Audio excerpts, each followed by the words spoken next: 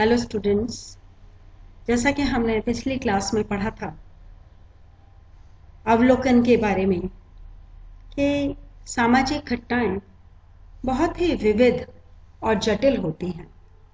उन जटिल और विविध घटनाओं की यदि हम बात करें तो उनका अध्ययन करना एक ही प्रकार से संभव नहीं है, उनका अवलोकन करना समान प्रकार से संभव नहीं है। अलग अलग तरीके होते हैं क्योंकि घटनाएं भी अलग अलग होती हैं, घटित होने के कारण भी अलग होते हैं, घटनाओं का परिणाम भी अलग होता है, घटित होने का समय भी अलग अलग होता है, स्थान भी अलग अलग होता है। तो जब घटनाएं भिन्न प्रकार की होती हैं तो उनका अवलोकन भी भिन्न प्रकार से ही किया जाता है। जैसा कि अपन ने पहले भी डिस्कस किया था, कभी तो एक अकेला अध्ययनकर्ता पूरी घटना की जानकारी ले लेता है और कभी उसके लिए इतना संभव नहीं होता तो उसे अपने साथियों की मदद लेनी होती है। वे साथी उसके विशेषज्ञों का एक दल हो सकता है, उसके साथ शोध करने वाले साथ अध्ययनकर्ता सह शोधकर्ता हो सकते हैं। कभी कभी अध्ययनकर्ता स्वयं पर अध्ययन के टाइम पर नियंत्रण रखता है और वह अध्ययन करता है, और कभी कभी कुछ घटनाओं को, कुछ समूहों को नियंत्रित कर लेता है। एक समूह को नियंत्रित करता है और उस पर अध्ययन करता है और दूसरे समूह को अनियंत्रित छोड़ करके उस पर अध्ययन करता है। कभी वह स्वयं उनमें शामिल हो जाता है, उनकी दैनिक क्रियाओं में भाग लगने लगता है, कभी वो उनसे दूर रहता है, उनसे अलग रहता है और उनका अवलोकन करता है। तो इस आधार पर बहुत सारे अवलोकन के प्रकार निश्चित हुए, विकसित हुए, जिसमें से पहला प्रकार जो है वह है सहभागी अवलोकन। हम अवलोकन के प्रकारों को दो भागों में बांट देते हैं, तीन भागों में बांट देते हैं ऐसे कहा जाए तो। अनियंत्रित अवलोकन, अनियंत्रित अवलोकन के अंतर्गत तीन प्रकार के अवलोकन है: सहभागी अवलोकन, असहभागी अवलोकन और अर्ध सहभागी अवलोकन। दूसरा प्रकार है नियंत्रित अवलोकन। नियंत्रित अवलोकन अनियंत्रित अवलोकन से भिन्न है। और तीसरा प्रकार है सामूहिक अवलोकन। तो सामूहिक अवलोकन के बारे में भी हम विस्तार से पढ़ेंगे। सबसे पहले हम बात करते हैं अनियंत्रित अवलोकन की। अनियंत्रित अवलोकन क्या है? जब हम सामाजिक घटनाओं का अध्ययन करते हैं तो हम नियंत्रित और अनियंत्रित दोनों प्रकार के अवलोकनों के द्वारा कर सकते हैं। तो अनियंत्रित अवलोकन में अवलोकनकर्ता और अवलोकित होने वाला समूह दोनों में से किसी पर भी किसी भी प्रकार का नियंत्रण नहीं रखा जाता। तो अवलोकनकर्ता घटनाओं का उनके वास्तविक और स्वाभाविक रूप में अध्ययन करता है। जैसे कि अनियंत्रित अवलोकन में किसी भी प्रकार की कोई विशेष संरचना या औपचारिकता या नियोजन की आवश्यकता नहीं होती है और ये साधारण क्रिया है, इसलिए इसे गुडे एवं हट ने साधारण अवलोकन भी कहा है, जिसे हम कह सकते हैं सिंपल ऑब्जर्वेशन, बिल्कुल साधारण अवलोकन, अनकंट्रोल्ड ऑब्जर्वेशन, जो कि अनियंत्रित अवलोकन का एक शब्दार्थ है। तो इस अनियंत्रित अवलोकन को स्वतंत्र अवलोकन भी कहा जाता है, अनौपचारिक अवलोकन भी कहा जाता है, अनिर्देशित अवलोकन भी कहा जाता है। तो इस प्रकार के अलग अलग नामों से इसको पुकारा जाता है। तो सामाजिक अनुसंधान के क्षेत्र में अनियंत्रित अवलोकन एक प्राचीन विधि है, बहुत पुरानी विधि है, और इसको प्रकट करते हुए गुडे और हट ये भी कहते हैं, ध्यान से सुनिए इसको, कि सामाजिक संबंधों के विषय में मनुष्य के पास जो कुछ भी ज्ञान है उसका अधिकांश भाग अनियंत्रित अवलोकन से प्राप्त किया गया है, चाहे वह सहभागी है या असहभागी है या अर्ध सहभागी है। समझ में आया?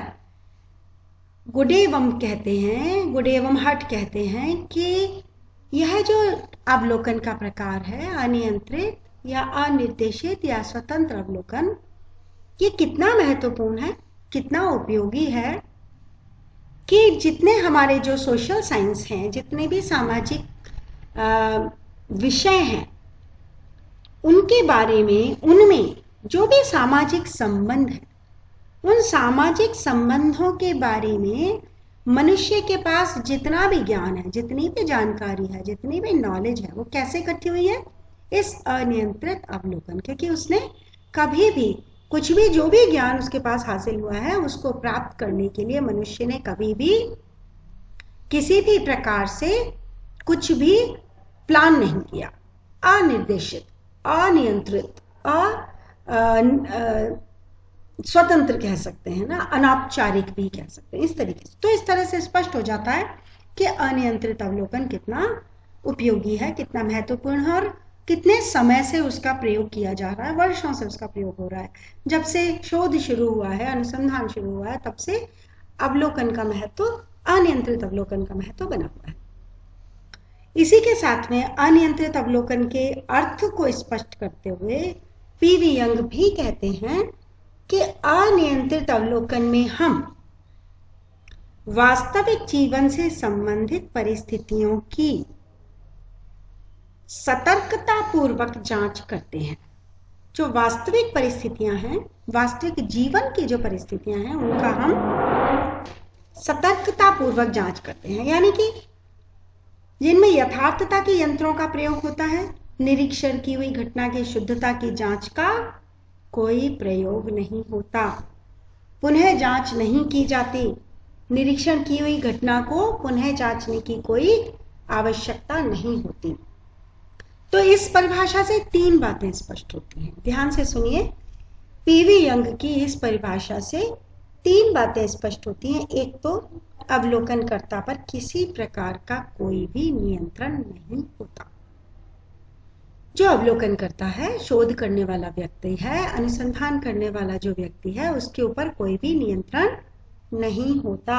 दूसरा, इसमें अध्ययन करने वाला घटनाओं और परिस्थितियों का स्वाभाविक रूप से अध्ययन करता है। स्वाभाविक रूप से अध्ययन, यानी कि इसके लिए कोई पहले से तैयारी नहीं की जाती, विशेष यंत्रों का प्रयोग नहीं होता, निरीक्षण की हुई घटना की शुद्धता की जांच की कोई कोशिश नहीं की जाती, इस तरह से। और तीसरी बात, अवलोकन करता इस विधि में घटनाओं को परखता नहीं है, यानी कि बहुत ही सरल और ऐसी विधि है जिसको बहुत आसानी से समझा जा सकता है।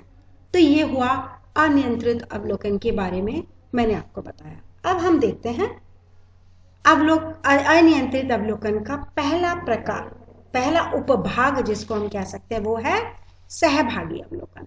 सहभागी अवलोकन, सहभागी अवलोकन क्या होता है बच्चों? 1924 में लिंडमैन ने अपनी किताब लिखी थी जिसका नाम था सोशल डिस्कवरी। उस सोशल डिस्कवरी में लिंडमैन ने सबसे पहले इस सहभागी अवलोकन शब्द का प्रयोग किया था। उन्होंने कहा कि जो अध्ययन किया जाता है, जो जानकारी इकट्ठी की जाती है, अनुसूची और प्रश्नावली के द्वारा अध्ययन किए जाते हैं, उनमें कुछ कमियां रह जाती हैं और वो कमियां शोध को स्पष्ट नहीं होने देती, शोध के उद्देश्यों को पूरा नहीं होने देती। तो उन्होंने कहा कि इसलिए सहभागी अवलोकन भी किया जाना चाहिए, और उन्होंने सहभागी अवलोकन की उपयोगिता पर प्रकाश डाला, लोगों का ध्यान आकर्षित किया। लिंडमैन ने कहा कि जो सहभागी अवलोकन होता है वह इस सिद्धांत पर आधारित है कि किसी भी घटना का निर्वचन तभी लगभग शुद्ध हो सकता है जब वो बाहरी और आंतरिक दृष्टिकोण से मिलकर बना हो। किसी भी घटना का निर्वचन तभी लगभग शुद्ध हो सकता है, करीब करीब शुद्ध हो सकता है, जब वो बाहरी और आंतरिक दृष्टिकोणों से मिलकर बना, यानी कि उस व्यक्ति का दृष्टिकोण जिसने घटना में भाग लिया है, जिसकी इच्छाएं और स्वार्थ उसमें किसी न किसी रूप में निहित थे, उस व्यक्ति के दृष्टिकोण से वो निश्चय ही अलग होगा। जो सहभागी नहीं है, केवल दूर से देख रहा है या देख भी नहीं रहा, प्राप्त ज्ञान का विवेचन कर रहा है, विश्लेषण कर रहा है, उसका एनालिसिस कर रहा है। ठीक है, समझ में आया? उन्होंने ये कहा, अध्ययन के द्वारा प्राप्त रिजल्ट्स में, अध्ययन के माध्यम से जो भी हमने अध्ययन के लिए टूल्स यूज किए हैं, चाहे वो प्रश्नावली यूज की है, चाहे वह अनुसूची यूज की है, हमने जो भी तरीके यूज किए हैं, उनसे जो भी जानकारी निकल के आई है, वह जानकारी उस जानकारी से अलग जरूर ही अलग होगी जिस जानकारी को व्यक्ति ने स्वयं देखकर इकट्ठा किया है। स्पष्ट हुआ आपको? एक व्यक्ति जो स्वयं उस घटना को घटित होते समय देख रहा है, वह जो जानकारी देगा, वह जानकारी उस व्यक्ति से निश्चित रूप से भिन्न होगी जो जानकारी किसी व्यक्ति ने किसी से प्रश्न करके लिखवाई है या आमने सामने की स्थिति में बैठ करके पूछा है और लिखा है और फिर उसके बाद उसका विश्लेषण किया है। तो इस तरह से बहुत ही सरल तरीके से कहा जा सकता है कि सहभागी अवलोकन या अवलोकन किसी भी अन्य टूल से, किसी भी अन्य उपकरण से, किसी भी अन्य तथ्य संकलन की प्रविधि के माध्यम से इकट्ठी की जाने वाली जानकारी से अधिक विश्वसनीय, अधिक उपयोगी, अधिक यथार्थ, वास्तविक, प्रामाणिक, सत्य होगा। इसीलिए अवलोकन का अत्यधिक महत्व है। तो सहभागी अवलोकन क्या होता है? सहभागी अवलोकन के अर्थ को मैंने अभी आपको समझाया और इसको विस्तार से, इसके अर्थ को, इसकी विशेषताओं को हम अगली क्लास में देखेंगे। अभी तक इतना ही। आप इसे अच्छी तरह समझें। अनियंत्रित अवलोकन किसे कहा जाता है? अनियंत्रित अवलोकन का पहला प्रकार, पहला महत्वपूर्ण प्रकार सहभागी अवलोकन क्या होता है? सहभागी का अर्थ क्या है? अनुसंधानकर्ता की सहभागिता किसमें है, क्यों है और वो किस तरीके से किसी भी अवलोकन में अधिक उपयोगी और अधिक विश्वसनीय हो सकती है। आज के लिए बस इतना ही। इसके आगे की चर्चा हम अगली कक्षा में करेंगे। धन्यवाद।